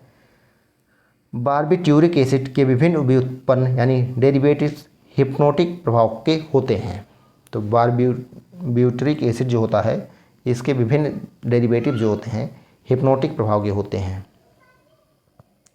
एनाल्जेसिक, तो मानव शरीर के तंत्रिका तंत्र यानी नर्वस सिस्टम को प्रभावित कर दर्द से राहत प्रदान करने में उपयोग किया जाता है, जैसे पैरासीटामॉल, एस्प्रिन, आइबुप्रोफेन आदि। तो एनाल्जेसिक, दर्द निवारक को एनाल्जेसिक बोलते हैं। अब आ गया प्रतिसूक्ष्मजीवी या एंटीमाइक्रोबियल देखेंगे। तो प्रतिसूक्ष्मजीवियों में बैक्टीरिया, कवक, विषाणु और परजीवियों को नष्ट करने या इनसे रोकथाम करने का गुण होता है। इसके अनुसार ये एंटीबैक्टीरियल, एंटीफंगल, एंटीवायरल और एंटीपैरासाइट होते हैं। एंटीबायोटिक जो कि खूब उपयोग की जाती है। एंटीबायोटिक ऐसी दवाइयाँ हैं जिनका प्रयोग जीवाणु जनित रोगों के उन्मूलन के लिए किया जाता है। तो ध्यातव्य है कि सभी जीवाणु यानी बैक्टीरिया हानिकारक तथा रोगों के कारण नहीं होते हैं। जीवाणुओं से होने वाले रोगों में उपदंश यानी सिफिलिस, तपेदिक, सल्मोनेला और दिमागी बुखार आदि प्रमुख हैं। इन दवाओं को एंटीबैक्टीरियल भी कहा जाता है, जो कि एंटीमाइक्रोबियल ड्रग्स का एक ही प्रकार है। पेनिसिलिन, ओफ्लॉक्सासिन इनके प्रमुख उदाहरण हैं। एंटीसेप्टिक या रोगाणुजनक, एंटीसेप्टिक और डिसइंफेक्टेंट ये भी एक रसायन होते हैं जो अधिसूच जीवाणुओं को पनपने से रोकते हैं या उन्हें नष्ट कर देते हैं। एंटीसेप्टिक का उपयोग प्रायः जीवित ऊतकों यानी जले, कटे, फटे, रोग ग्रसित त्वचा आदि पर लेप के रूप में किया जाता है। डेटॉल एक सामान्य एंटीसेप्टिक है जिसमें यह गुण क्लोरोक्सीलेनॉल के कारण होता है। तो डेटॉल में क्या होता है? क्लोरोक्सीलेनॉल। बिथियोनॉल को भी साबुन आदि में एंटीसेप्टिक गुणों के लिए मिलाया जाता है। कीटाणुनाशक देखते हैं। डिसइंफेक्टेंट्स, कीटाणुनाशक का उपयोग फर्श, नालों और यंत्रों आदि को साफ करने में किया जाता है। ये इस प्रकार मामले में एंटीसेप्टिक पदार्थों से अलग हैं क्योंकि वह निर्जीव पदार्थों पर कीटनाशक के रूप में प्रयोग किए जाते हैं। कुछ पदार्थों की मात्रा या सांद्रता में परिवर्तन कर उन्हें एंटीसेप्टिक और कीटाणुनाशक दोनों के रूप में उपयोग जो है किया जा सकता है। प्रजनन रोधी ड्रग्स, एंटी फर्टिलिटी ड्रग्स यानी कॉन्ट्रासेप्टिव्स, इसके बारे में देखते हैं। तो इन ड्रग्स का उपयोग परिवार नियोजन के कार्यों के लिए किया जाता है। जन्म नियंत्रक दवाइयों मुख्यतः कृत्रिम एस्ट्रोजन, सिंथेटिक एस्ट्रोजन और प्रोजेस्टेरॉन व्युत्पन्नों यानी प्रोजेस्टेरॉन डेरिवेटिव्स का मिश्रण होती हैं। तो ये जो होती हैं कॉन्ट्रासेप्टिव ड्रग जो होती हैं ये सिंथेटिक एस्ट्रोजन और प्रोजेस्टेरॉन के डेरिवेटिव का मिश्रण होती हैं। ये दोनों ही प्रजनन रोधी हार्मोन हैं। नॉर्थिनड्रोन सबसे ज़्यादा उपयोग होने वाली प्रजनन रोधी दवा है जिसमें कृत्रिम प्रोजेस्टेरॉन ही होता है। तो नॉर्थिनड्रोन जो है एक कॉन्ट्रासेप्टिव है, पिल है जिसमें कृत्रिम प्रोजेस्टेरॉन का उपयोग किया जाता है। इसके अलावा एस्ट्रोजन के एक व्युत्पन्न नोवेस्ट्रॉल, तो एक नोवेस्ट्रॉल आता है जो कि एस्ट्रोजन का व्युत्पन्न है, को भी कृत्रिम प्रोजेस्टेरॉन के साथ संयुक्त रूप से प्रजनन रोधी ड्रग्स के रूप में उपयोग किया जाता है। दवा का दुरुपयोग, ड्रग्स अब्यूज़। ड्रग अब्यूज़ शब्द से आशय उन नशीले पदार्थों के सेवन से है जो शारीरिक एवं मानसिक तौर पर हानिकारक हैं। अतः मनुष्य के लिए नुकसानदायक औषधियों या मादक पदार्थों का क्षणिक प्रसन्नता एवं शांति के लिए सेवन करना ड्रग अब्यूज़ जो है कहलाता है। नशे के लिए ड्रग का इस्तेमाल, तो कुछ लोग नशे के लिए ड्रग्स का इस्तेमाल करते हैं। The habitual taking of illegal drugs. युवाओं में नशे की शुरुआत आमतौर से स्कूल के अंदर मीठी सुपारी और सादे मसाले से होती है जो धीरे धीरे तंबाकू युक्त गुटखा और सिगरेट से होती हुई नशीली दवाओं तक जो है ये पहुंच जाती है। साथियों के दबाव अथवा सामाजिक चक्रव्यूह में फंसे बच्चे जब एक बार इनकी गिरफ्त में आ जाते हैं तो उन्हें इस दलदल से निकलना दुष्कर हो जाता है। नशीली दवाओं के प्रकार, टाइप्स ऑफ ड्रग्स। तो नशे के लिए उपयोग में लाई जाने वाली दवाएं मुख्यतः 3 तरह की होती हैं। तो एक अपर्स, ये दवाएं मादक पदार्थों का सेवन करने वाले व्यक्ति को ज़्यादा ऊर्जा और आत्मविश्वास का एहसास कराती हैं। कुछ सामान्य अपर्स हैं कोकीन, एक्सटेसी, स्पीड और क्रैक कोकीन। ये हो गए अपर्स यानी जो आपको अप कर देंगे, बढ़ा देंगे। डाउनर्स, दूसरे प्रकार की नशीली दवाएं डाउनर्स कहलाती हैं। जैसे इनको लेने वाला व्यक्ति खुद को शांत व तनाव रहित महसूस करता है और उसे अत्यधिक नींद आती है। कुछ चर्चित डाउनर्स के नाम हैं अल्कोहल, हशीश, हेरोइन और क्याल्यूड्स। हेलुसिनोजेंस, हेलुसिनोजेंस क्या है? तो तीसरी श्रेणी की नशीली दवाएं हेलुसिनोजेंस कहलाती हैं। इनका सेवन करने वाले को भ्रम का एहसास होता है या वह नींद की अवस्था में चले जाते हैं। हेलुसिनोजेंस यानी आपको नए नए व्यक्तियों से मिलने का आभास होगा। आप सोचेंगे कि हम प्रधानमंत्री से मिल रहे हैं या फिर कोई भी काम सोचेंगे, आपको वो रियल में लगेगा। जब हेलुसिनेशन में आप रहेंगे तो आपको रियल लगेगा कि आप वो काम कर रहे हैं। तो ये कुछ दवाएं होती हैं। तो इनका सेवन करने वाला भ्रम का एहसास होता है या वह नींद की अवस्था में चले जाते हैं। हेलुसिनेशंस जो है सुखद भी होते हैं और डरावने भी, लेकिन पहले से ये बात पता करना संभव नहीं होता है। कुछ चर्चित हेलुसिनोशंस हैं लिसर्जिक एसिड, डाइमेथाइलमाइड, LSD जो है इसका फुल मतलब शॉर्ट फॉर्म में कहा जाता है LSD, लिसर्जिक एसिड डाइएथिलामाइड, और इसके अलावा मेस्केलिन। नशीली दवाओं के नुकसान, डिसएडवांटेज ऑफ ड्रग्स। तो ऐसे लोगों का प्रतिशत काफ़ी अधिक है जो मानसिक तनाव से मुक्ति के लिए नशीली दवाएं लेते हैं। इसके सेवन से प्रारंभ में तो राहत ही महसूस होती है, लेकिन लगातार लेते रहने से इसके परिणाम ठीक नहीं होते हैं। एक और जहां ऐसे लोग अनेक शारीरिक व्याधियों के शिकार हो जाते हैं, वहीं हिंसा और गुनाह की प्रवृत्ति में भी बढ़ोतरी होती है। नशीली दवाओं के रूप में बेहद बेहतर मशहूर जो है हशीश के धुएं में सिगरेट की तुलना में 5 गुना ज़्यादा कार्बन मोनोऑक्साइड और 3 गुना ज़्यादा टार होता है। तो हशीश जो है ये, इसमें सिगरेट से तुलना करें तो 5 गुना ज़्यादा कार्बन मोनोऑक्साइड होता है और 3 गुना ज़्यादा इसमें टार होता है। कार्बन मोनोऑक्साइड बगैर रंग और गंध वाली गैस होती है जो रोगी की जान भी ले सकती है। कोकीन या क्रेक की आदत डालने के लिए इसका एक बार सेवन ही काफ़ी होता है।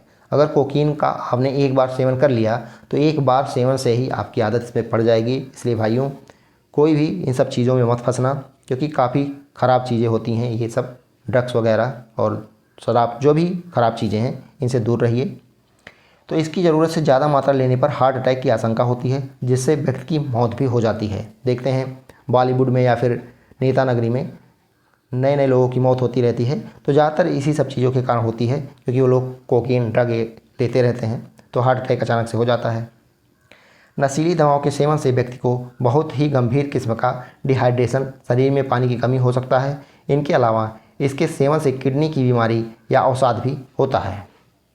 तो ये सारी चीज़ें हो जाती हैं, तो बेहतर है कि आप इन सब चीज़ों से दूर ही रहें।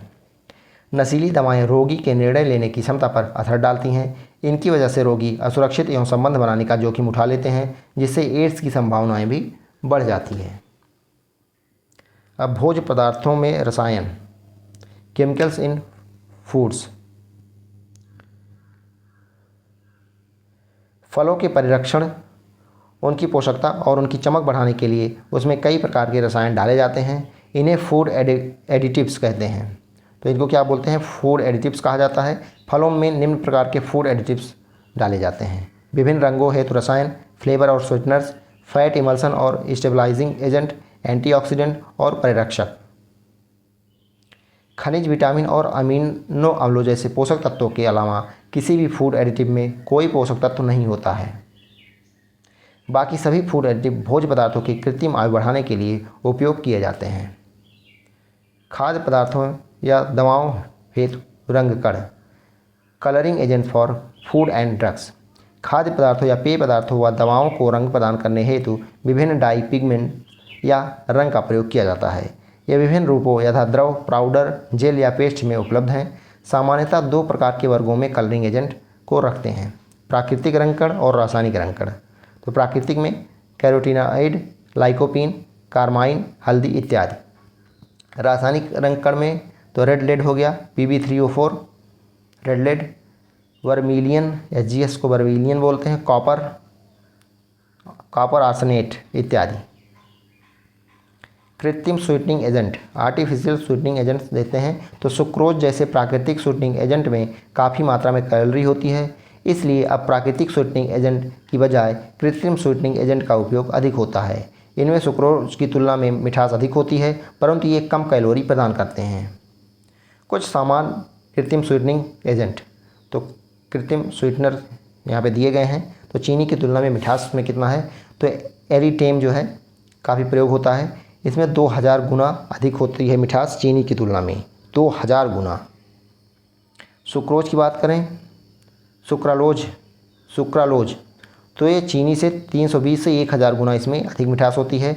सैक्रीन की बात करें, सैक्रीन भी काफ़ी उपयोग किया जाता है, तो चीनी से 550 गुना इसमें अधिक मिठास होती है। एस्पार्टेम ये भी यूज होता है, तो इसमें चीनी से 200 गुना ज़्यादा मिठास होती है। तो ये कुछ कृत्रिम स्वीटनर हो गए जो डायबिटीज़ के रोगी उपयोग करते हैं। भोज्य पदार्थ परिरक्षक, फूड प्रिजर्वेटिव्स, तो जीवाणुओं के पनपने के चलते फलों के सड़ने का डर रहता है, इसलिए उन्हें सड़ने से बचाने के लिए उनमें भोज्य पदार्थ परिरक्षक डाले जाते हैं। नमक, चीनी, तेल और सोडियम बेंजोएट सामान्य फल परिरक्षक हैं। तो नमक, चीनी, तेल और सोडियम बेंजोएट जो है सामान्य फल परिरक्षक हैं। पानी का शुद्धिकरण या फिर कीटाणु शोधन, वाटर प्योरिफिकेशन या डिसइंफेक्शन। पानी के शुद्धिकरण का अर्थ है प्रदूषित पानी को पीने योग्य बनाना। शोधित जल को भौतिक, रासायनिक और जीवाणुरोधी मानकों पर खरा भी उतरना चाहिए। इसमें कोई दुर्गंध नहीं होनी चाहिए और यह रासायनिक तौर पर क्रियाशील भी नहीं होना चाहिए। प्रक्रिया, मेथड क्या है इसका? तो पानी के शुद्धिकरण की प्रक्रिया में मुख्यतः 2 चरण होते हैं। सबसे पहले पानी से भौतिक अशुद्धियाँ यानी फिजिकल इम्प्योरिटीज़ जैसे मिट्टी के कणों, जहरीले रसायनों और विभिन्न प्रकार की कार्बनिक अशुद्धियों को दूर किया जाता है। उसके बाद पानी में मौजूद सूक्ष्म जीवों को भी नष्ट किया जाता है। शुद्धिकरण प्रक्रिया निम्न चरणों में संपन्न होती है: पूर्व छानना या निस्यंदन, प्री फिल्ट्रेशन। तो सबसे पहले पानी में से मिट्टी के कण, लकड़ियों के टुकड़े, कचरे और रेत को हटाया जाता है। फिर स्कंदन तथा ऊर्डन, कोगुलेशन एंड फ्लोकुलेशन। पानी में मुख्यतः 3 तरह की अशुद्धियाँ होती हैं: सूक्ष्म घुलनशील पदार्थ, कोलाइडल कण और तैरने वाले ठोस पदार्थ। तो स्कंदन ऊर्डन प्रक्रिया ही तैरने वाले ठोस पदार्थों को और कोलाइडल कणों को शोधन को संभव बनाती है। यह ठोस और द्रव पदार्थ की पृथक्करण प्रक्रिया का पहला चरण होता है। स्कंदन में एक रसायन जैसे फिटकरी सूक्ष्म कणों को एकत्र करता है और वह फिल्टर में रेत या अन्य कणों के साथ जुड़ जाते हैं अवसादीकरण यानी सेडिमेंटेशन। अवसादीकरण की प्रक्रिया के दौरान सूक्ष्म अशुद्धियों का ढेर अपने वजन के कारण नीचे बैठ जाता है, जिसे पंप के जरिए बाहर निकाल लिया जाता है। अब आता है फिल्ट्रेशन। अवसादीकरण की प्रक्रिया के बाद प्राप्त होने वाले पानी को विभिन्न प्रकार के फिल्टरों से गुजारा जाता है। चूँकि पानी में अब भी धूल, जीवाणु, विषाणु और जहरीले रसायन होते हैं, इसलिए अशुद्धियों के आकार और उनकी प्रकृति के अनुसार विभिन्न फिल्टर तकनीकों जैसे चारकोल और रेत का उपयोग किया जाता है। कीटाणु शोधन। तो पानी के कीटाणु शोधन का अर्थ है कि पानी को एक निश्चित सीमा तक कीटाणुओं से मुक्त करना, ताकि मनुष्यों का उस पर उसका कोई हानिकारक प्रभाव ना पड़े। पानी के कीटाणु शोधन की कुछ प्रचलित विधियाँ जो हैं वो नीचे दी गई हैं। सबसे पहले ओजोन कीटाणु शोधन। पानी के ओजोन कीटाणु शोधन की तकनीक काफ़ी लंबे समय से उपयोग की जा रही है। अपनी उच्च ऑक्सीकरण क्षमता के कारण ओजोन हानिकारक कीटाणुओं की कोशिकाओं को ऑक्सीकृत कर देती है। तो अपनी उच्च ऑक्सीकरण क्षमता के कारण जो है ओजोन हानिकारक कीटाणुओं की कोशिकाओं को ऑक्सीकृत कर देती है। यह कीटाणुओं की कोशिकाओं में भीतर प्रवेश करते हुए कोशिका के लगभग सभी घटकों जैसे एंजाइम, डीएनए, आरएनए को ऑक्सीकृत कर देती है, जिसके बाद कोशिका जो है नष्ट हो जाती है। चूँकि ओजोन ऑक्सीकरण के बाद ऑक्सीजन में परिवर्तित हो जाती है, इसलिए पानी में ओजोन के अवशेष के रूप में बचने का कोई जोखिम भी नहीं होता है। अगला है पराबैंगनी कीटाणु शोधन, अल्ट्रावायलेट डिसइंफेक्शन। बैक्टीरिया को नष्ट करने की क्षमता ओजोन की तरह ही पराबैंगनी किरणों में भी होती है। पराबैंगनी किरणों के संपर्क में आने पर प्रकाश अभिक्रिया के चलते सूक्ष्म कीटाणुओं की कोशिकाओं के नाभिक में परिवर्तन हो जाता है। इसके चलते कोशिका का विभाजन नहीं होता, जिसके कारण नई कोशिकाएं पैदा नहीं होती। पराबैंगनी प्रकाश पानी के स्वाद, गंध और उसके पीएच मान पर कोई प्रभाव नहीं डालता। तो अब जो फिल्टर आ रहे हैं आरओ में, इसमें यूवी भी होता है। इस विधि में पराबैंगनी किरणों के अलावा किसी अन्य रसायन की आवश्यकता नहीं होती। अब अगला है क्लोरीन डाइऑक्साइड कीटाणु शोधन। तो कीटाणु शोधन की प्रक्रिया में क्लोरीन डाइऑक्साइड बेहद उपयोगी रसायन है, क्योंकि यह अपने विशिष्ट गुणों के चलते कम मात्रा में भी काफ़ी प्रभावी होता है। कीटाणुओं में कोशिकाओं में मौजूद कार्बनिक प्रकृति के पदार्थ क्लोरीन डाइऑक्साइड से क्रिया कर कोशिका निर्माण की प्रक्रिया को अवरुद्ध कर देते हैं, जिससे कीटाणु पनप नहीं पाते हैं। क्लोरीन डाइऑक्साइड कीटाणुओं की कोशिका में मौजूद अमीनो अम्ल और आरएनए से सीधे क्रिया कर प्रोटीन के उत्पादन को बाधित कर देता है। यह साधारण क्लोरीन और ओजोन की तुलना में ज़्यादा प्रभावी भी है। तो ये साधारण क्लोरीन और ओजोन की तुलना में ज़्यादा प्रभावी है। क्लोरीन डाइऑक्साइड का एक अतिरिक्त लाभ यह भी है कि यह बहुत कम मात्रा में होने के बावजूद कीटाणु की कोशिका भित्ति से सीधे क्रिया करता है। यह अति सूक्ष्म जीवाणुओं को उनकी अक्रिय अवस्था में ही नष्ट कर सकता है, जबकि अन्य कीटाणु शोधकों में यह गुण नहीं होता है। कुछ परिस्थितियों में यह अधिक मात्रा में हानिकारक क्लोराइड उत्पन्न कर सकता है, अतः इसका उपयोग अपेक्षाकृत कम होता है। आगे देखते हैं। तो जल शोधन की रिवर्स ऑस्मोसिस या उल्टी परासरण विधि। तो रिवर्स ऑस्मोसिस यानी कि RO method of water purification. यहाँ पे देखते हैं। उल्टा परासरण या फिर रिवर्स ऑस्मोसिस आरओ की प्रक्रिया परासरण प्रक्रिया के विपरीत होती है।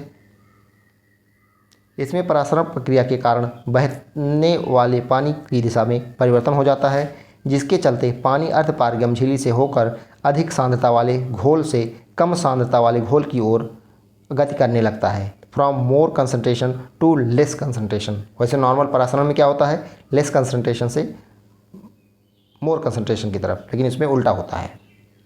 ऐसा करने के लिए अधिक सांद्रता वाले भाग की ओर परासरण दाब से अधिक दाब लगाया जाता है। परिणाम स्वरूप अशुद्धियाँ अर्धपारगम्य झिल्ली के एक ओर रह जाती हैं, जबकि शुद्ध पानी दूसरे हिस्से में इकट्ठा हो जाता है। रिवर्स ऑस्मोसिस विधि को समझने के लिए निम्न अवधारणाओं और तकनीकों को समझना आवश्यक है। तो अर्धपारगम्य झिल्ली, सेमी परमेएबल मेम्ब्रेन। तो अर्धपारगम्य झिल्ली ऐसी जैविक या कृत्रिम झिल्ली होती है जो अपने भीतर से छोटे अणुओं और आयनों को तो गुजरने देती है, लेकिन बड़े अणुओं को अवरुद्ध कर देती है। उदाहरण के तौर पर चीनी के घोल में यदि अर्धपारगम्य झिल्ली लगा दी जाए तो इससे होकर पानी के अणु तो गुजर जाएंगे, लेकिन चीनी के अणु जो है वो नहीं गुजर सकेंगे। अर्धपारगम झिल्ली कृत्रिम और प्राकृतिक दोनों प्रकार की होती है। उदाहरण सेलोफेन जो है एक कृत्रिम झिल्ली है और परचामेंट जो है एक प्राकृतिक झिल्ली है। परासरण दाब ऑस्मोसिस प्रेशर, ये भी समझना होगा।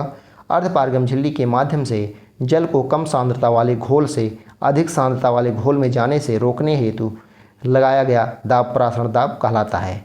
तो अर्धपारगम झिल्ली के माध्यम से जल को कम सांद्रता वाले घोल से अधिक सांद्रता वाले घोल में जाने से रोकने हेतु जो है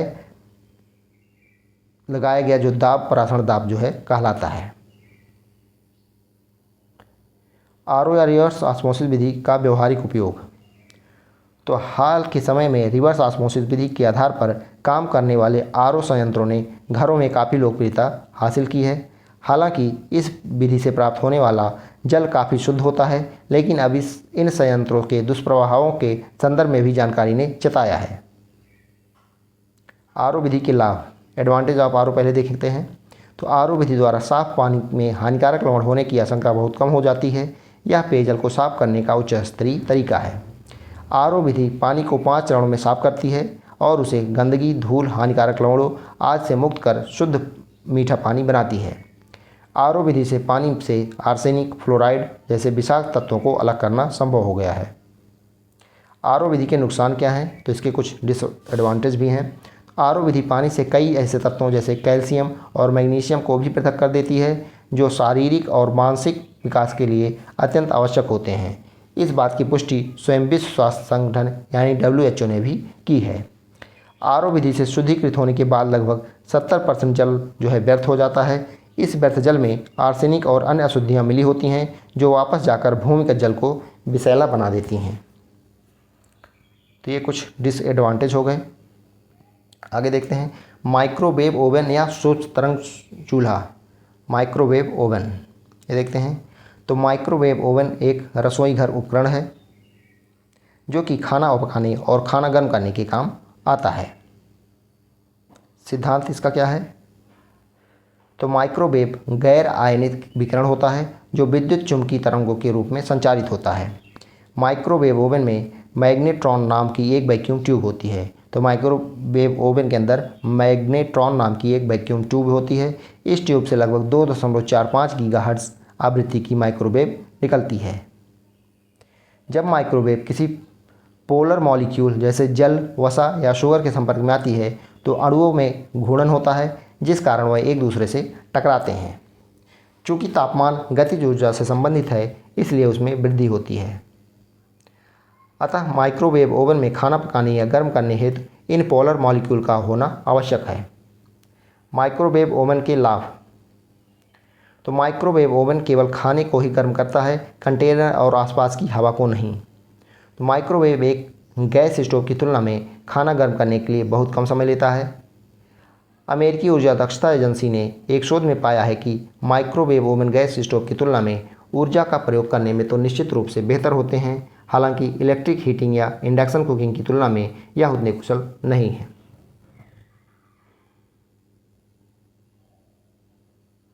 दैनिक जीवन में प्रयोग होने वाली कुछ तकनीकें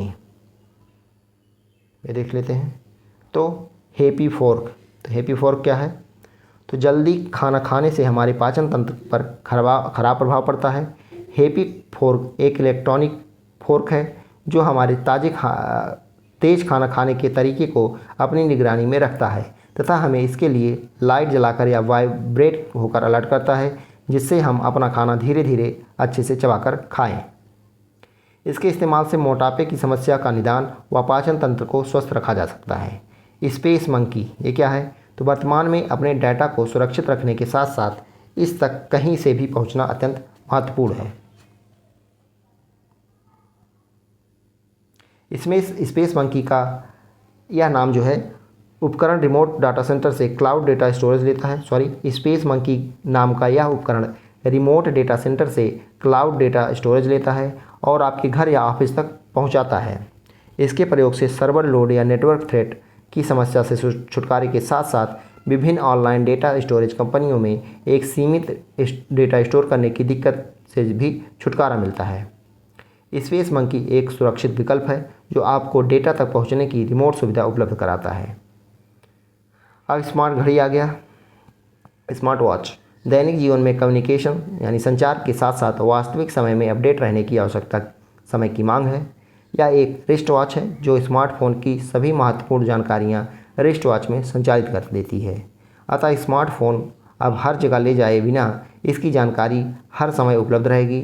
वह घड़ी में अपडेट रहने के लिए भी सभी विशेषताएं उपलब्ध हैं। Lucy inflatable solar lantern.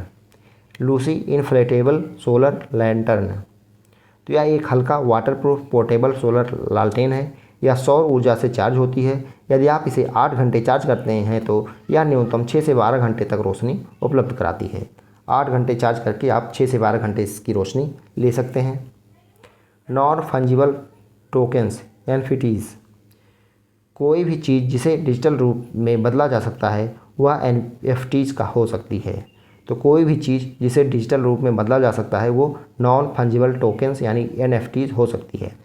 Drawing, photo, video, GIF, संगीत, इन गेम आइटम, सेल्फी और यहाँ तक कि एक ट्वीट, सब कुछ एक एनएफटी में बदला जा सकता है, जिसके बाद में क्रिप्टो करेंसी का उपयोग करके ऑनलाइन कारोबार किया जा सकता है। अगर कोई भी व्यक्ति अपनी डिजिटल संपत्ति को एनएफटीज़ में परिवर्तित करता है तो उसे ब्लॉकचेन द्वारा संचालित स्वामित्व का प्रमाण मिलेगा। एनएफटीज़ नॉन फंजिबल टोकन्स हैं, जिसका अर्थ है कि एक एनएफटी का मूल्य दूसरे के बराबर नहीं है। नॉन फंजिबल का अर्थ है कि एनएफटी परस्पर विनिमय नहीं है। प्रत्येक एनएफटी की यूनिक पहचान होती है जो इसे नॉन फंजिबल और अद्वितीय बनाती है। एलईडी का मानव जीवन पर प्रभाव, ये देख लेते हैं। एलईडी का मानव जीवन पर प्रभाव।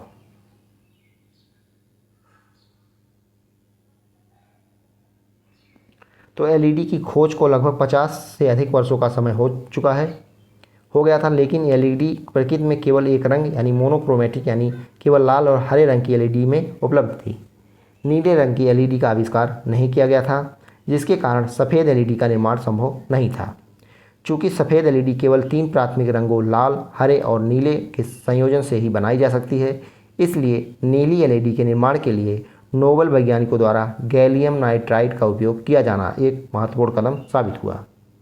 फिर से एक बार देखते हैं। चूँकि सफ़ेद एलईडी केवल 3 प्राथमिक रंगों यानी कि लाल, हरे और नीले के संयोजन से ही बनाई जा सकती है, इसीलिए नीले एलईडी के निर्माण के लिए नोबल वैज्ञानिकों द्वारा गैलियम नाइट्राइड का उपयोग किया जाना एक महत्वपूर्ण कदम साबित हुआ। अतः नीली एलईडी के आविष्कार ने कई अनुप्रयोगों के लिए रास्ते खोल दिए। एलईडी ने पारंपरिक बल्ब का स्थान ले लिया जो विभिन्न रंगों और दक्ष ऊर्जा में उपलब्ध है। एलईडी में अधिक स्थायित्व होता है जो तापदीप्त बल्बों की तुलना में 10 गुना अधिक होता है। वो एलईडी अब व्यापक रूप से पहनने योग्य उपकरणों, स्मार्टफोन आदि में उपयोग किया जाता है। एलईडी में हालिया विकास ओएलईडी या ऑर्गेनिक एलईडी ओएलईडी यानी कि ऑर्गेनिक एलईडी है जो स्क्रीन को आकार देने में लचीलापन प्रदान करती है। इस दिशा में सरकार ने भी ऊर्जा संरक्षण में एलईडी के महत्व को महसूस करते हुए विभिन्न सरकारी कार्यक्रमों जैसे उज्ज्वला सभी के लिए सस्ता एलईडी द्वारा उन्नत ज्योति और स्ट्रीट लाइट राष्ट्रीय कार्यक्रम जैसी कई योजनाओं द्वारा उनके उपयोग को प्रोत्साहित किया है। इस प्रकार यह कहना उचित होगा कि एलईडी ने हमारे दैनिक जीवन में क्रांति ला दी है। ये एलईडी ने हमारे दैनिक जीवन में क्रांति ला दी है, ये भी बात सही है। तो अब इसमें कुछ क्वेश्चन बचे हैं, वो हम लोग कर लेते हैं। पहला क्वेश्चन है, दैनिक जीवन में मोबाइल की बैटरी चार्ज करने के लिए मुख्य रूप से किस प्रक्रिया का उपयोग होता है? तो ये विद्युत ऊर्जा को रासायनिक ऊर्जा में बदलना। फ्रिज में खाद्य पदार्थों को ठंडा रखने के लिए किस सिद्धांत का उपयोग किया जाता है? ऊष्मा स्थानांतरण, वाष्पीकरण एवं शीतलन, संपीड़न द्वारा ऊष्मा उत्सर्जन। तो उपयुक्त सभी। दैनिक जीवन में एलईडी बल्ब ऊर्जा बचत के लिए क्यों उपयोगी है? क्योंकि कम विद्युत ऊर्जा खपत और अधिक प्रकाश। माइक्रोवेव ओवन में भोजन गर्म करने की प्रक्रिया किस पर आधारित है? तो ऊष्मा अवशोषण तथा अणुओं के कंपन। स्मार्टफोन में टच स्क्रीन किस प्रौद्योगिकी पर कार्य करता है? तो किस प्रौद्योगिकी पर? ये कैपेसिटिव या रेसिस्टिव टच, कैपेसिटिव या रेसिस्टिव टच पर स्मार्टफोन काम करता है। दैनिक जीवन में सोलर सेल का मुख्य अनुप्रयोग क्या है? तो सूर्य प्रकाश को विद्युत ऊर्जा में बदलना। ये निम्नलिखित मानव निर्मित रेशों में से कौन सा कृत्रिम रेशम कहलाता है? मानव निर्मित रेशों में से कौन सा कृत्रिम रेशा कहलाता है? तो रेयान जो है कृत्रिम रेशा कहलाता है। कपास का बहुलक क्या है? तो सेलुलोज जो है कपास का बहुलक है। आहारी रेशे हैं, तो आहारी रेशे कौन से हैं इसमें से? आहारी रेशे रुक्षांश जो है कहलाते हैं। आहारी रेशों को रुक्षांश भी कहा जाता है। निम्नलिखित में से कौन सा एक प्राकृतिक रेशा नहीं है? तो कॉटन है, सिल्क है, जूट है, जबकि एक्रिलिक जो है ये कृत्रिम रेशा है, ना कि प्राकृतिक रेशा। तो ये 2 चैप्टर ख़त्म हो गए। अब आगे हम लोग अगला चैप्टर करेंगे अगले वीडियो में। तो आपको वीडियो पसंद आया तो लाइक कर लीजिए, और चैनल पर नए हैं तो चैनल को सब्सक्राइब कर लीजिए, क्योंकि ऐसे वीडियो आपको मिलता रहेगा। और लास्ट तक अगर आप जुड़े रहे तो आपका लोअर पीसीएस में अच्छा नंबर आएगा, ये हमारी गारंटी है। इसके लिए आप हमारा टेलीग्राम चैनल भी ज्वाइन कर सकते हैं, वहाँ पे आपको पीडीएफ भी मिलता रहेगा और वीडियो भी वहाँ पे डाली जाएगी, तो आपको तुरंत नोटिफिकेशन जाएगा, पता चलता रहेगा। तो बस आज के लिए इतना ही। धन्यवाद। जय हिंद।